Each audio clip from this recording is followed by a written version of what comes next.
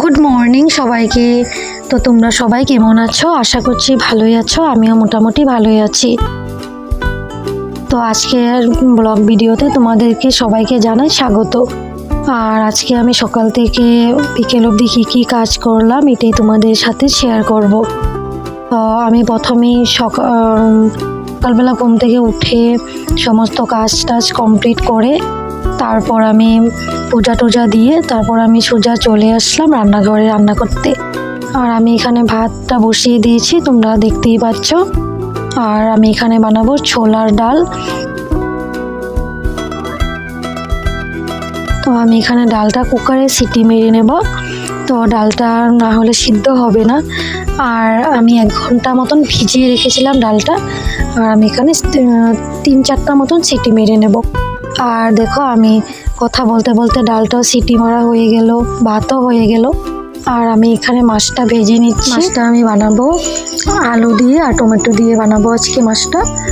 তো দেখো কথা বলতে বলতে মাছটাও আমার ভাজা হয়ে গেছে।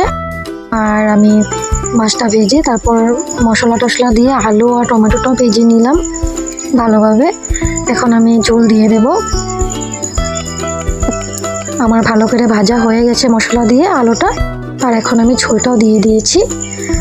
আর দেখো তোমাকে কি রান্না করলাম, ডাল বানালাম, সোয়াবিন বানিয়েছি, এটা তোমাদেরকে দেখানো হয়নি। তারপর বানিয়েছি মাছের ঝোল আর মিষ্টি কুমড়ার বড়া।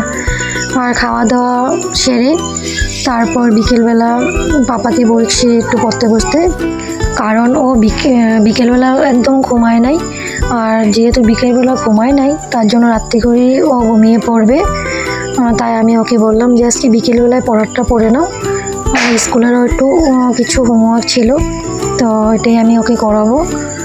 আর ওকে পড়তে বসিয়ে দিয়ে আমি আরও বাকি কাজ যেগুলো আছে সেগুলো করে নেব। আমি এখানে ঝাড়ু দিচ্ছি ঘরটা।